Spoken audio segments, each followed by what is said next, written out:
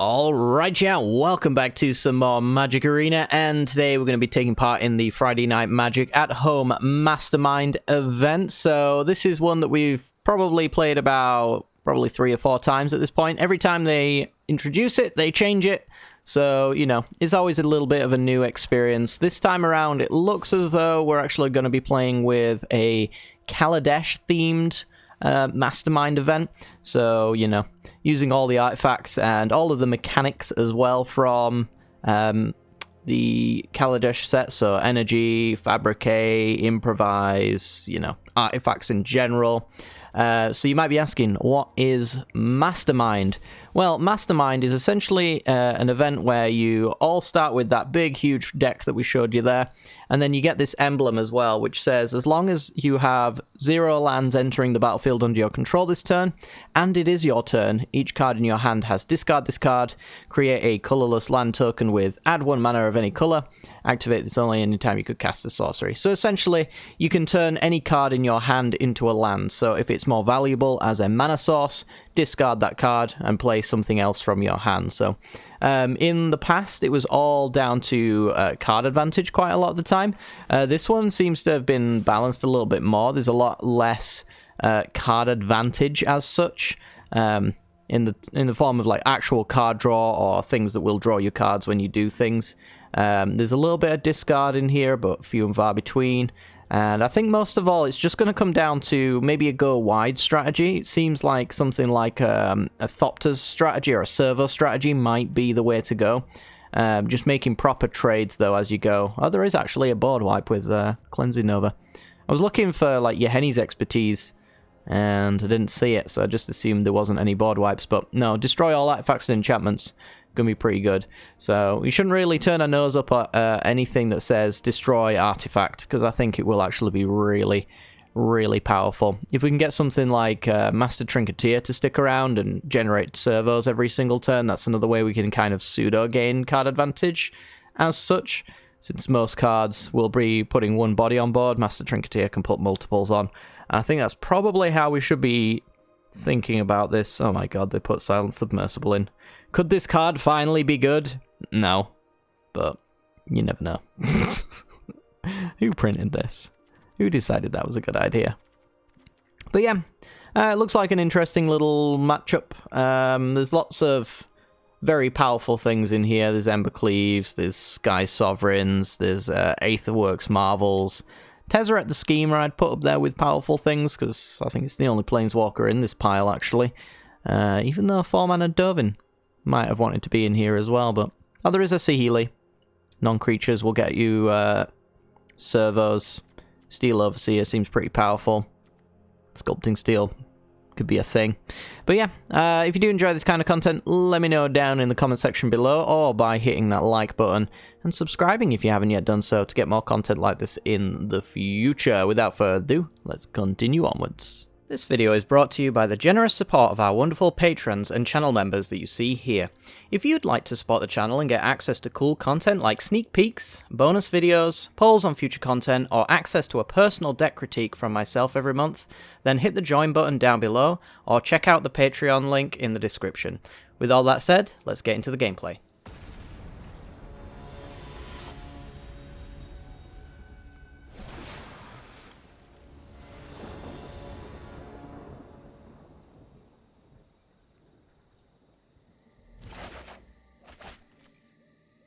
Alright, we're in. We have cards. We have cards. Some of them draw cards. Some of them seem pretty garbage, like Ornithopter. That just seems like a land drop to me. Angelic Exaltation's a thing, I suppose. Could be pretty good with Thopter Tribal. Yeah. It's alright. So when they send us the battlefield, you get 4 energy. This needs to pay 2 energy. Opponent got rid of a Fatal Push. Wow. That I was not expecting. Truly was not expecting that. Yeah, I don't know if I really value Ornithopter as much as I should, so I'm just going to get rid of that one. And I guess we just start with the Gingerbrute Beats for now. I can tap it to get a Zahid out early, maybe. Should be quite nice. Could also do the same thing with an Ether Spell Bomb. Yeah, I don't know if getting rid of Fatal Push is a good idea for our opponent at all, but they get their own thing to do, so we'll let them do it. Enchant Artifact or Creature, Enchanted Permanent doesn't untap. So this doesn't do the tapping. It stops them from untapping. 10-4, good buddy.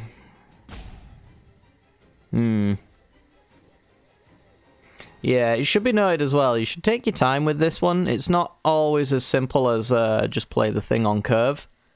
So our opponent taking their time here to decide what they want to discard and what they want to play. It's definitely correct. It's a Mask of Immolation. So this is a free sack, right? It is, yeah. So they can get rid of my Gingerbrute whenever they want. Which I dare say is totally fine. This seems like a very good card, Mishra's Self-Replicator. If left unattended, it can be pretty powerful. So, I kind of feel like I should just trade my Gingerbrute. Kind of. I don't see them really finding a better Mask of Immolation target than their own token that they take off of it, so them re-equipping it and getting use out of it, probably unlikely to happen. Happy as Larry there. Alright. So this has to come down 3 times, and on the 3rd it sticks. That's the battlefield. You gain 4 energy. 1 damage to a creature. 8 to get 6 to a player or planeswalker. It's not bad, but it's also not great. Yeah, I think that's the one I'll get rid of. We'll go green belt. Get some energy. Kind of want to cycle this spell bomb. Or just kind of have it in play for Zahid as well. Next turn I can play green belt twice. If I really wanted to. And then it also allows me to sack the spell bomb as well if I feel like it. Psymaster Thopterist. Now that is a problem. It's one that I think I should probably just bounce back to their hand. That makes Mask of Immolation good. So let's slow them down a little bit. Let's get rid of the Exaltation. This hand doesn't look like an Exaltation hand to me. And then we'll play Greenbelt Rampager. And then play it again.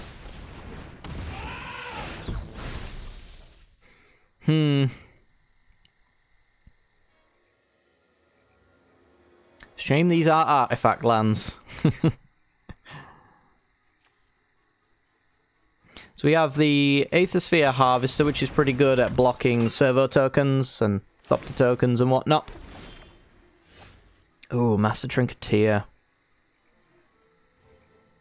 We did talk about how nice that card is. So the issue we have now is that I can't really swing through Psy. I could test them. I might as well test them. Do you dare block with your Psy? I don't think they dare. Good stuff. Alright. From there, Servos and Thopters get +1/+1. I'm not going to be paying the mana on that anytime soon, though.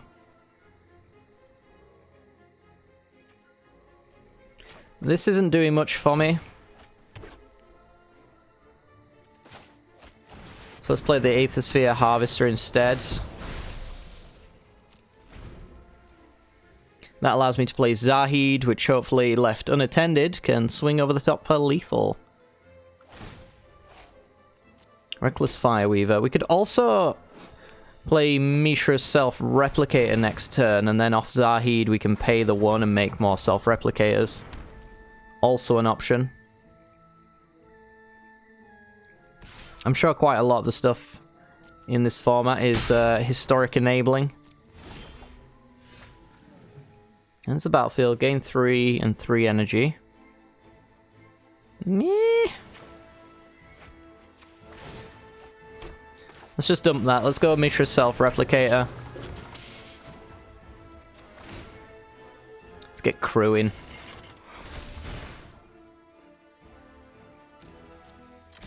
And swing for 6. Take our opponent down to 10. Yeah, so next turn what I can do is I can tap an artifact to pay 4, which leaves me with 1 mana to pay the self-replicator mana there, and then we've got 2 identical copies of self-replicator.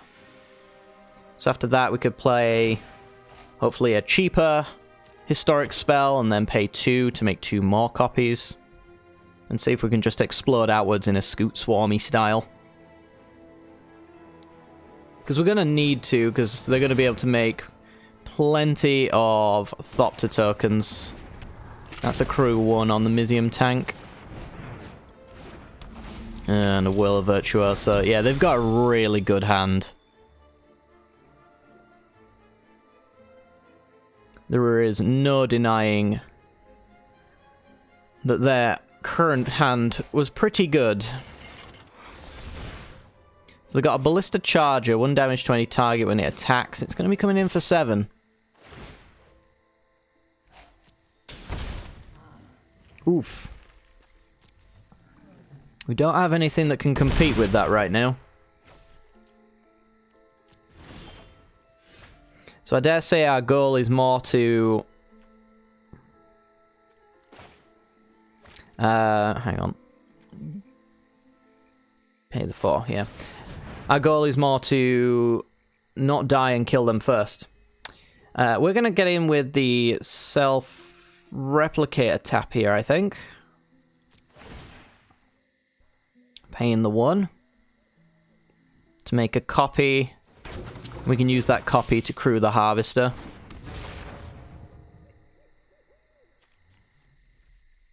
You're an assembly worker, so Trinketeer's not going to do too much for us necessarily. Neither is Voltaic Brawler. I think we want to get up to 6 mana, and from there we're basically going to use our cards as they are.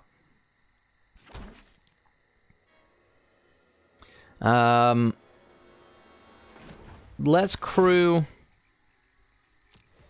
with our self-replicator. And we're going to give this lifelink so we can start swinging through.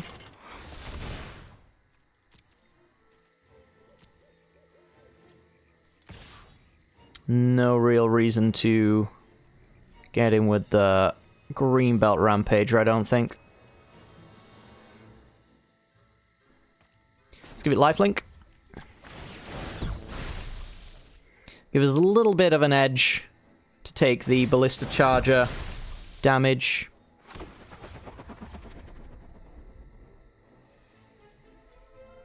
Yeah, I think the real strategy in this game is probably to make lots and lots of Thopters, have Thopter enablers. We've got servo creatures, but they're not flying, so... strictly worse in a lot of ways. We've got 2 blockers. They're decent blockers as well. They'll keep most of what our opponent's doing back.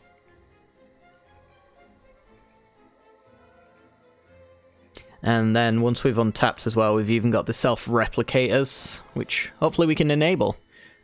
We need a 4-drop historic card, or less, to really make good use out of it. Okay, that's pretty spooky. So they've got this really good attacking force right now, and then they've also got this really... real bads. They've got this really pathetic blocking force that they have absolutely no reason not to block with. So it's probably impossible that we win this game, considering the current situation. Because I think that's what you want. You want some sort of engine for aggression, and then you just want something to produce blockers until the end of time, and they've certainly, sure as hell, got that.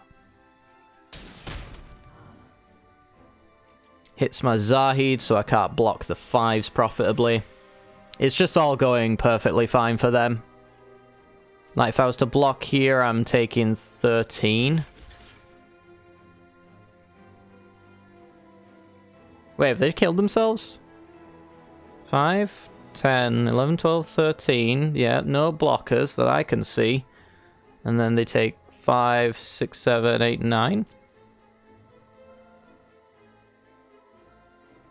What am I missing?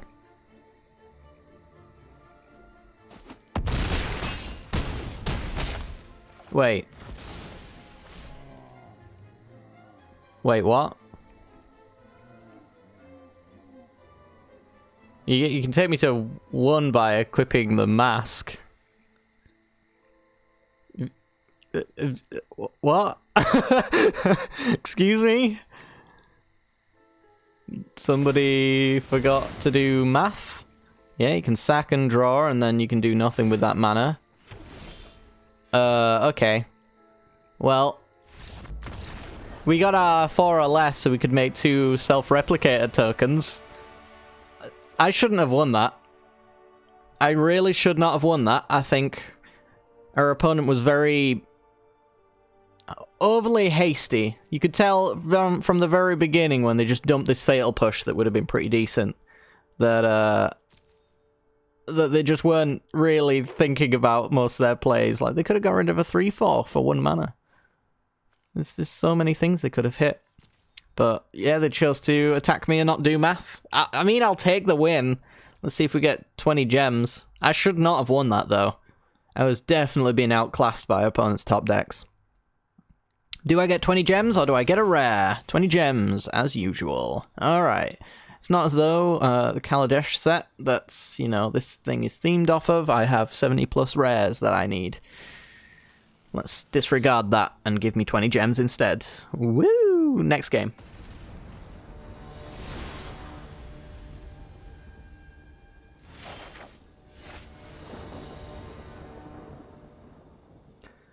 Alrighty then, let's have a look. Servo schematic is a thing.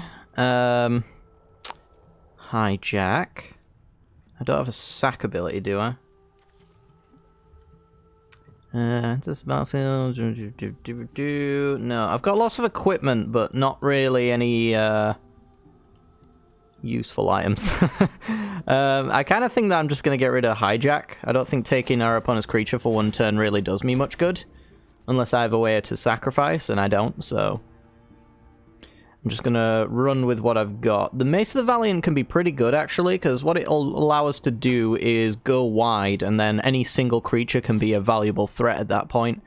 There is a lot of artifact removal in this format, though, so we can't rely on it too heavily, but it's there anyway, as an option. The question becomes, do I want to go Mace first, so that I can then Servo Schematic to get the counter? Now that'd be a tough one. There's also Winding Constrictor as well, which is very much a counters matter strategy, but we have no counters payoffs necessarily. I mean, we do have Mace of the Valiant, and it is artifacts that can get counters. Bristling Hydra into the trash, eh? Now that is a card. We'll never get rid of that. That won't be happening. Alright, Deadeye Plunderer is not too bad, but it's also not all that great. Especially as a 5-drop, I can probably draw into more drops. It's +1/+1 whenever a creature enters, so it doesn't enter with a counter. It enters with a counter. Playing Winding Constrictor is not really going to change that. So I think I will... I think I'll still play Winding Constrictor. It is a big removal target if they've got it, but... Next turn I want to go Mace of the Valiant, and then if Mace sticks around with the Winding Constrictor, then I get 2 counters on it when the Servo schematic enters the battlefield, which is nice. All of these artifacts as well are going to get a cheap Zahid. I'm probably going to get rid of this Malefic Scythe. I don't know. It's not too bad, actually, though. Again, it's one of those that scales up as we go. They got rid of a Rishkar, eh? Interesting. 2 very powerful cards have entered the trash. An Ice Over Improvise flying. Makes our opponent discard. Love it. What do I love the most, though? Because I really kind of... This is 2 on the improvise, so it's pretty powerful there. I'm going to get rid of the scythe. I want to get down the mace. I want to get that going.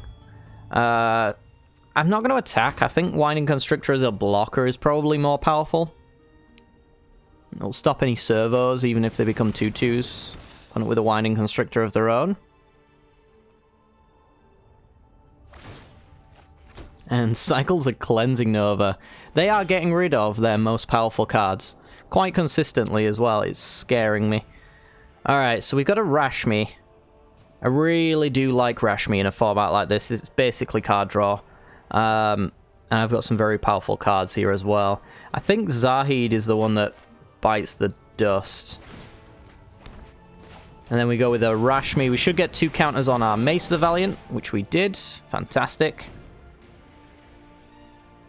And now, whenever we cast our first spell each turn, we reveal the top card of our library. We either draw it or we cast it if it's converted mana cost less.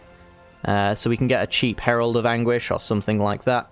We'll want to play our expensive spell first. So if our opponent plays something big here, I'm probably just going to throw a Confiscation Coup on it. So that we can look at 4 or less cards being played. We are definitely well set up to win this game. 8th of Spell Bomb. That's the first discard that's made sense so far. Opponent's got Sram's Expertise into a Saheeli. It's only artifact or creature, unfortunately. I guess for that reason, I will consume the Winding Constrictor.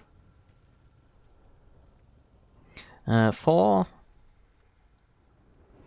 5, this is 7, yeah, I don't have the ability right now to Herald, essentially. Let's get rid of all the glitters. We have Mace the Valiant, it's doing that job for us. And I kind of think that we Confiscation Coup on Winding Constrictor.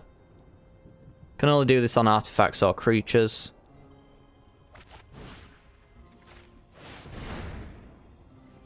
There you go. Visionary Augmenter.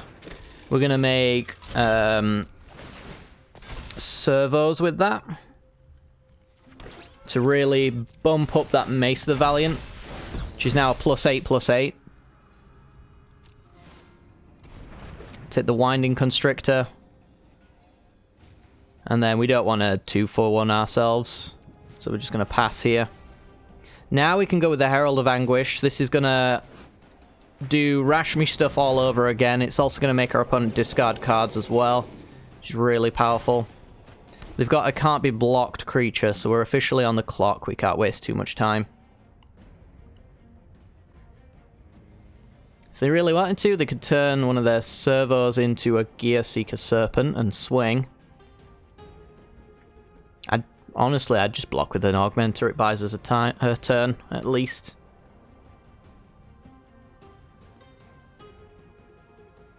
There's no improvised removal spells, right?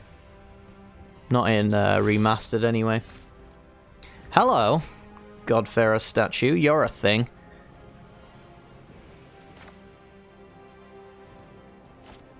Alright. I think, on that note, we're getting rid of the servo schematic. And I kind of want to do all of these things. I'm going to have to go with the Herald of Anguish, though, I think. Let's tap you down.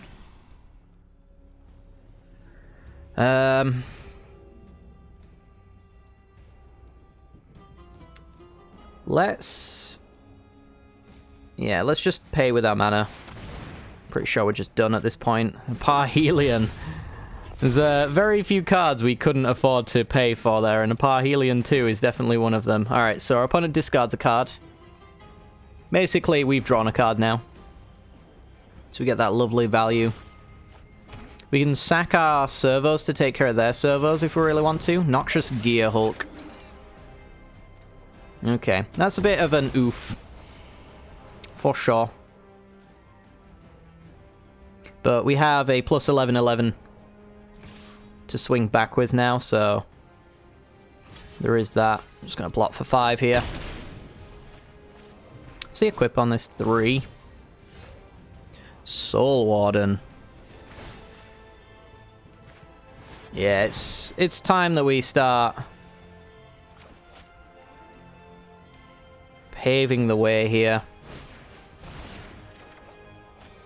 We were never going to hit anything there, but this just allows us to have a 15/15 instead. Familiar's not bad. We're just going to go with a Parhelion or a Godfarrer statue next turn, though. So let's just swing at our opponent now. Feel like that just blocks. Yeah, forces a block there. It does really, really suck that we lost our Herald of Anguish, though, because we could have used that to get rid of the servo tokens, which are proving to be an issue right now. I almost don't want to play the Godfarrer statue as well, because what that'll do is leave our opponent with essentially no choice but to Serpent unblockable.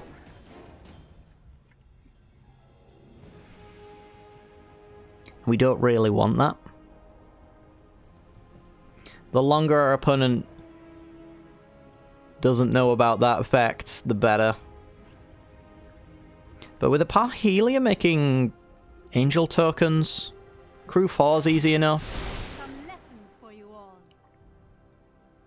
It might not be too bad. So they're going to get in. They're not going to get in. Fabricate 1.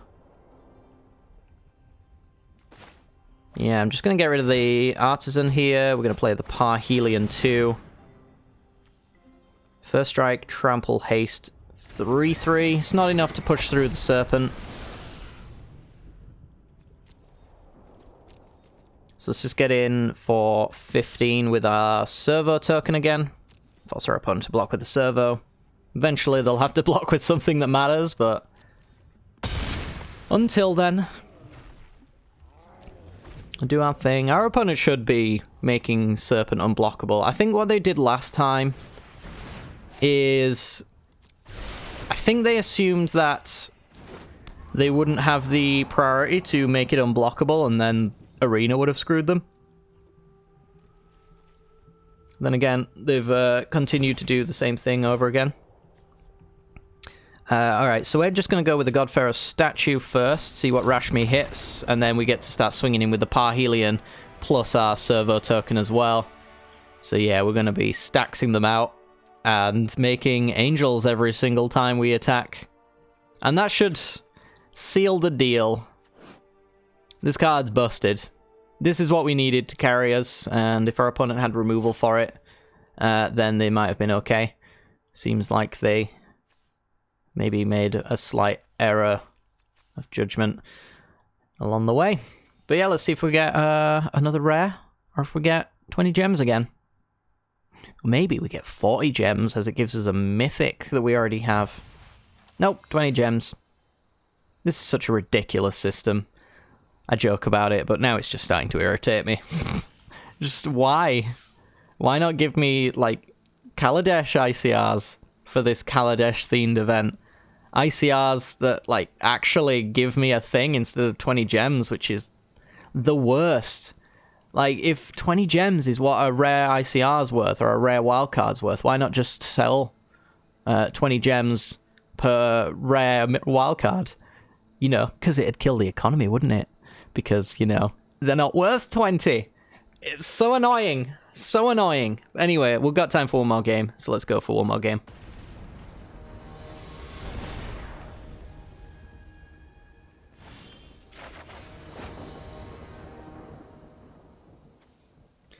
Alright, we're in. And on the play, we got a little bit of card draw there, which I really like. Untethered Express is probably one of the best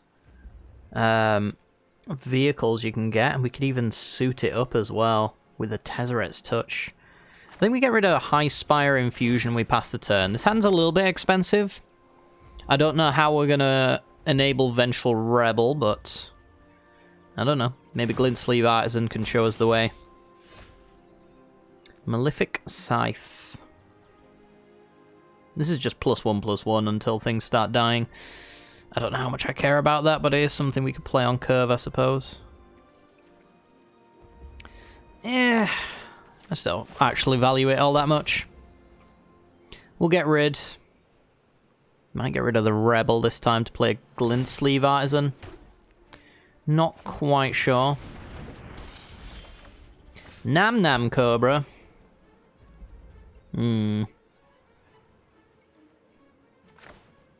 Alright, let's get rid of the Renegades. Let's play the Glint Sleeve Artisan. Making a servo. We can use that for Zahid, maybe? To get a 5/6 out. Which would be quite cool. Our opponent's played a nice, tasty Death Toucher, and never seen anyone actually play this Workshop Elders card. You'd think this was the format for it, but I'm continually surprised. That's a bit rough. Alright, well, let's see if we can trick our opponent into blocking with Psy.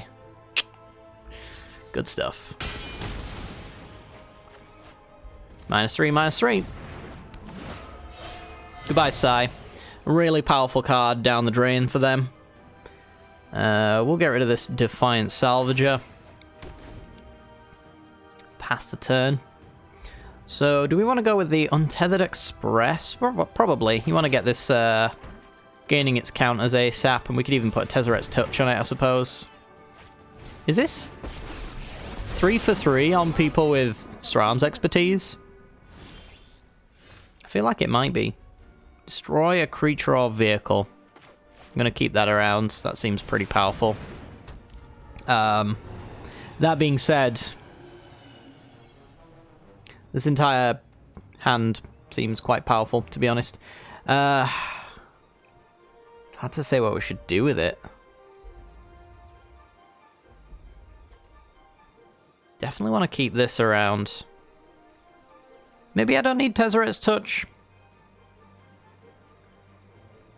Maybe I don't need Daring Demolition. Why is this so difficult? I'm going to pass. I'm just going to hope that next turn we've got something we'd much rather discard.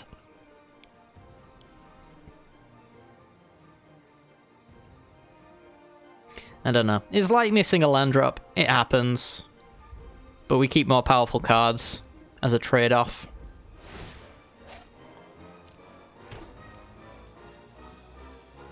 Okay. That really kind of sucks. Alright, well, is this Enchant Artifact? We could enchant the Untethered Express, but I think we'd much rather go with a Daring Demolition and get rid of it. Get rid of you. A 3/1 with Menace. Nah. We pass on such nonsense.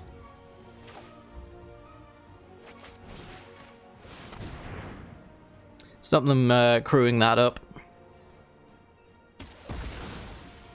It is up there on quite possibly most powerful artifacts. It's a shame we had to kill it, but we traded a 4-drop for a 5-drop. You could think of it that way. Ew. That is pretty nasty. I'll trade. I don't love it, but we can't take this beating forever. Hello. That's pretty good. Okay, so I could like Tezzeret's Touch up the Platinum Angel, so if it dies it comes back to our hand. I don't know if that would really do much for us, to be completely honest.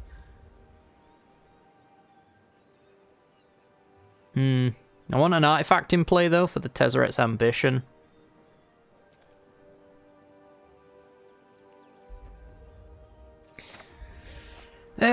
God. I'm really not liking the discards that we're kind of forced into, but here we are. Let's play a Zahid. It's a decent blocker. For now, at least. Opponent can turn their servo into an Angel of Invention. But that doesn't do them too much good, to be honest. Since I can still swing quite nicely through that, they'd need removal for Zahid. For that to be absolutely brutal, and it would be brutal. It really would. Ew. That's a big go wide.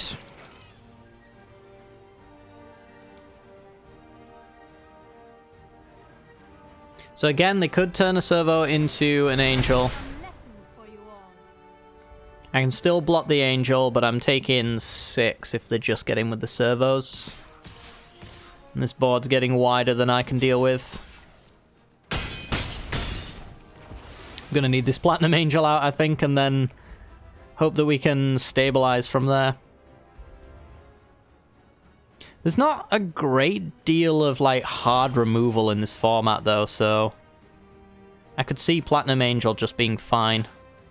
I'm gonna have to get rid of Tempered Steel here to play the Platinum Angel.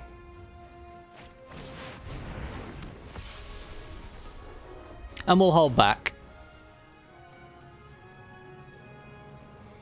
Try and redraw off the Tezzeret's Ambition. So this is a draw 3, as long as we got Platinum Angel around. How long can we keep the Angel around? Well, time will tell. I'd love a way to resurrect it and keep it around. Tezzeret's Touch isn't quite the same style of card, to be honest. Alright, so let's draw 3. Because it puts it back in our hands, so if our opponent just has, like, enough... Ooh, you gain energy. That's really good. If we can hit the Angel of Invention with that, that's going to be really tasty. I guess I'm going to get rid of the Consulate turret. I don't know. I think I just need blockers, to be honest. Just make it so that if our opponent all attacks, we don't put ourselves dead.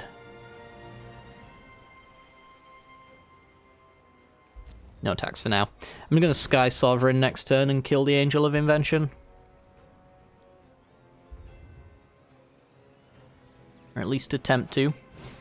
Decoction Module.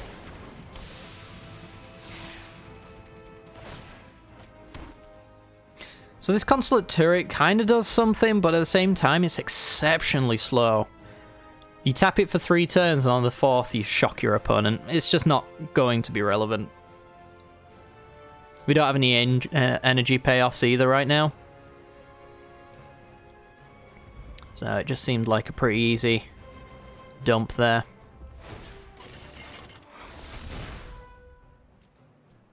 Activates the Colossus.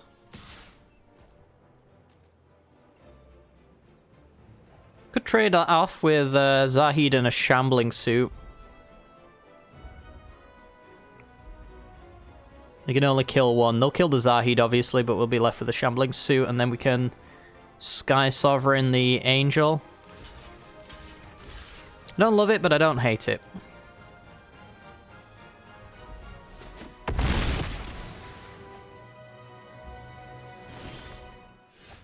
And all that glitters. It's pretty good. Alright, so Sky Sovereign.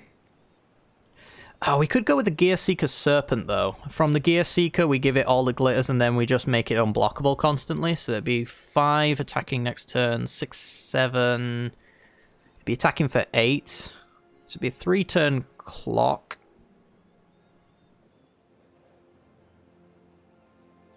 Ish. I guess, though, they've got the Angel of Invention to attack with, though.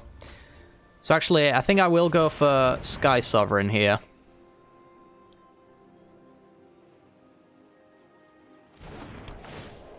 Bolt the Angel. Yeah, they can return it. This is true.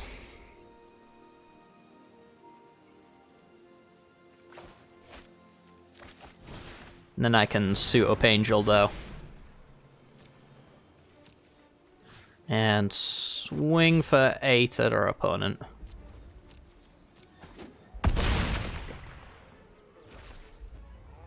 Keep the Gear Seeker Serpent. I did kind of forget about the bounce there, admittedly.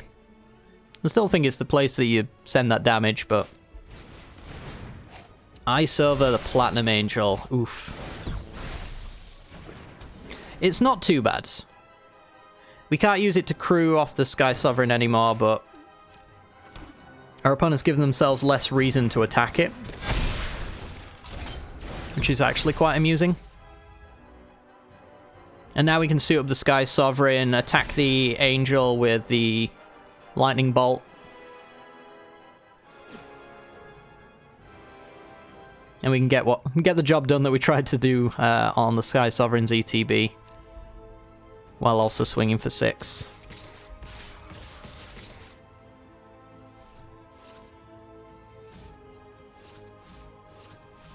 Alright. I think they just want to get us below 0.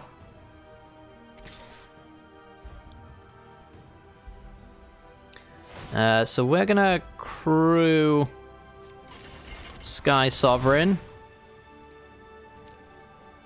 Gonna block the Augmenter. So we're at -4. If Platinum Angel ever dies, we lose. That's a battlefield against flying. Yeah, we don't care too much about that. Suit up Sky Sovereign.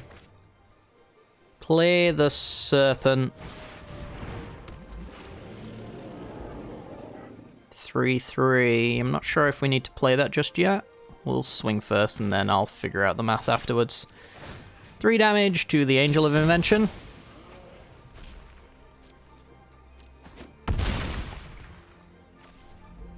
I mean, we're dead or we're not. I think that's what this one comes down to. We'll play it out. Since the Gear Seeker on its own can't just win the game. If our opponent has removal for Platinum Angel, they win. If they don't, they lose. Because now Sky Sovereign can attack over the top of Sky Scanner here. Bolting it as they go. They do get a redraw. Again, if they find removal for Platinum Angel, they win. Era of Innovation will not do it. This can only bounce. Return target creature. Yeah, you control. I thought that's what it said. Opponent can do whatever they want. It will not be good enough. Sky Sovereign. Getting in. Go for the big old all attack.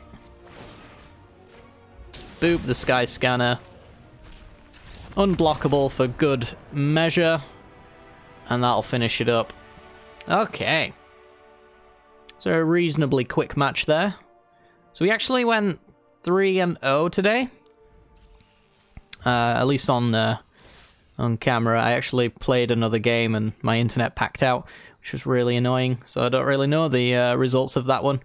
But yeah, we basically went... I'd say we went 1-2. That first game we should have lost. Our opponent weirdly swung in. But yeah, this format was pretty fun. There's a lot of back and forth with it.